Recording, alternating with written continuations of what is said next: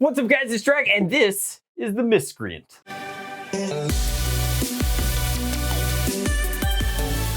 Hey Drac, here's the Miscreant, my latest attempt at a high-powered blaster. Instead of a K26, this one went with a K25 to save everybody's arms.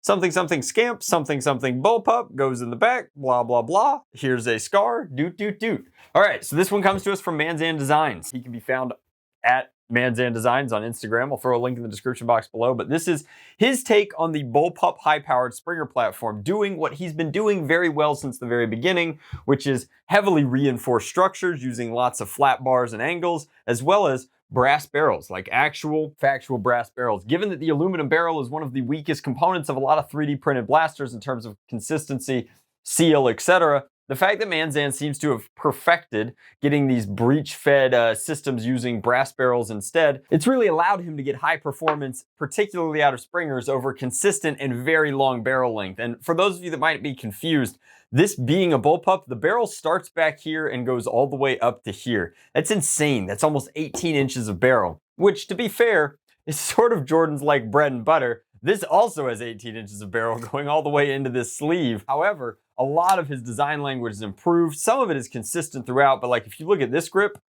on his original blaster, and then you look at this grip on this this latest iteration, you can see that in addition to the bullpup changes, making full use of the bullpup configuration to get more barrel length and a more compact platform. Again, like that's how long this is compared to that. It's pretty staggering. This is just better design in like a ton of different ways. Now, I'm pretty sure Manzan Designs is still a student, so it's impressive watching him kind of grow along his Nerf designing journey, and I'm thrilled to be along for the ride. We've got heat set inserts, we've got metal trigger interplay with the catch up in the front over here. A lot of this is going to seem Lynx derivative, and while I'm sure that parts of it are inspired by the Lynx, from like the air brake to the reverse plunger setup, and perhaps even parts of the pusher design, I feel like it's worth noting that the Lynx is a very different platform. Now, this is an arcane Lynx, which is why it has all of the hex patterning on virtually everything, and also a lot of different quality of life improvements. But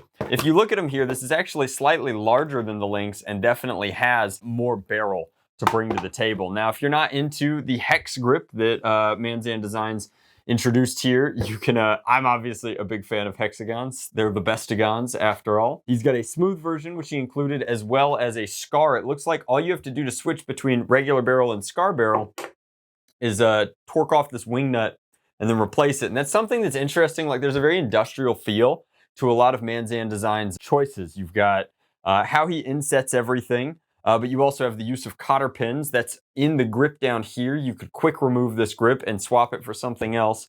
There's also the option down here with pick rail if you don't like this grip. However, the stock grip on this guy is pretty comfortable by my accounts. The cotter pins are, of course, nothing new. You can see on the original Ruffian, you've got the cotter pin setup here, but this is a very fragile, very flimsy cotter pin setup in a less structurally sound place, as opposed to this. This is an industrial cotter pin doing real work and handling real load. Other than that, there's not much to say. It's got, you know, the ability to take magazines at any point in its priming cycle. That's not really a skinny pusher style thing. It's just a feature of a lot of these bullpups. Now, as far as comfort goes, significantly more comfortable. Again, it's just so pleasurable to watch how far he's come. This was not a great stock. The makings of a good stock were here. It had contouring and pseudo-organic, like designed for humans going on, but this has plenty of purchase, plenty of length. It has set in nuts so that it can be screwed on tightly. The overall rigidity of this blaster is superb. I mean, the flat bars really lend to that, as well as the full length of the blaster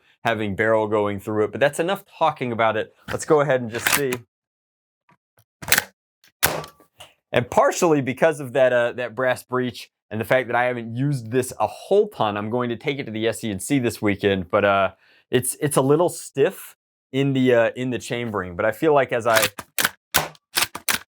there you go. I mean, all you got to do is be a little rough with it. You know, I mean, they're all kind of rough designs. But at 200 bucks, it's a lot of power. Now, I would be remiss if I didn't comment on it. Manzan Designs print quality is better than it used to be, certainly, and we'll get that in the macro shots for you guys. It's still right at around Captain Slug levels of quality. It's nowhere near Arcane or Silver Fox just yet, but the speed with which he prints these out and can get them shipped on Etsy is certainly very impressive. There's customizable options out there, but with this much barrel and this much plunger, this thing is a powerhouse. It would definitely be a competitive grade blaster if that's something that you're looking to break into. It would also be a fun build if you've always liked kind of the Lynx platform, but wished for something a little less svelte. I think I'm using that word correctly, but this is a chunky, industrially kind of stylized powerhouse bullpup with a lot of brass barrel to boot.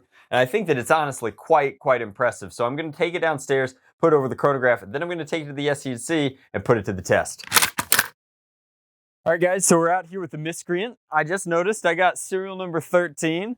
Shows that Manzan's paying attention. I'm a big fan of serial number 13s. I usually save all of the serial 13s here. So we're going to be firing over the chronograph using Dart Zone Max darts, and we're specifically not using the scar barrel because I want to know what max performance is.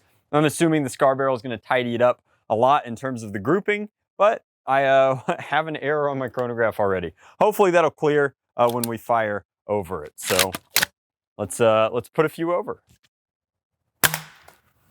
This is actually a little hot for FPT competition. You'd have to tune it down. Maybe that's where the scar comes into play.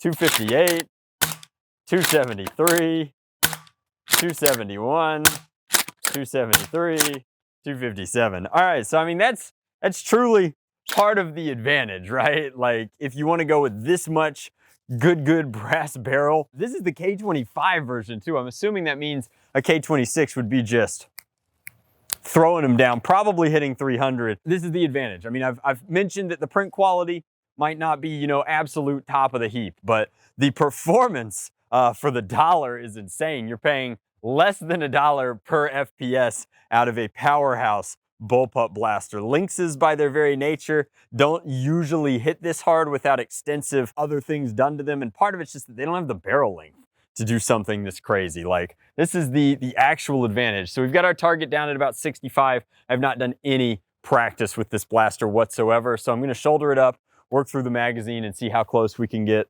But why would you do something so controversial and yet so brave, Miscreant? Can we do it again? No.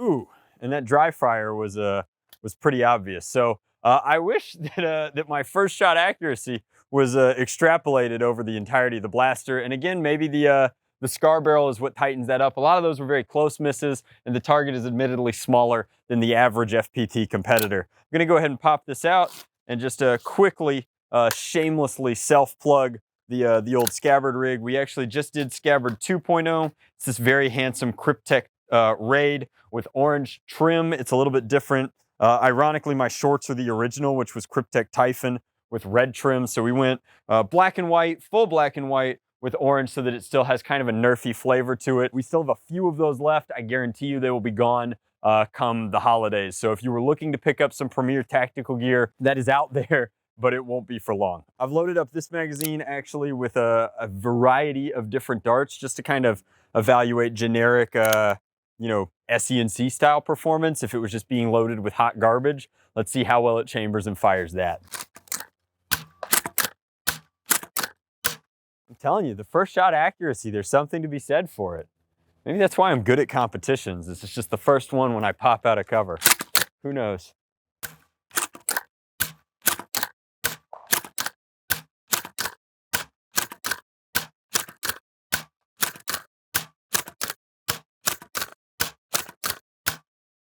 All right, so that is, ooh, one to go. Worn darts, variety of darts, that is all chambered, no failure to chambers. The blaster is, ironically, the only thing that I think that Jordan should include that he doesn't right now. Maybe some sort of optic, just like a very simple printed optic would be nice. Of course, you could always pick up one of ours and slap it on there, or earplugs. It's got so much power that the without an air brake, the almost tinny ting, ting, ting, it won't translate the same way through the internet, obviously, but I've got a slight ringing over here and nothing over here, which means it's definitely loud inside. But again, that's sort of the hallmark of his whole design language, is it's like, it feels like it's trying to destroy itself because it's performing big numbers in a compact and easy to afford package. So if you've been in the market for a bullpup and you were like dead set on the Lynx is a prettier blaster for sure. But this is a very powerful one, taking full advantage of the bullpup platform to give you as much effective barrel length as possible. I really dig it. I think that Jordan gets better with every single blaster he releases, and it is an absolute privilege to review them for you guys. Thanks so much for watching. You can find Jordan on Instagram as well as his Etsy store if you want to pick one up of your very own down in the description box below. And I'll also shamelessly throw a link to the scabbard rig down there in case you're looking for something to really up your competitive or your casual or your HVZ if they allow half lengths, armory, loadout, etc. I don't go into battle without mine these days. Thanks for watching. Much love. Blast on, Drac out.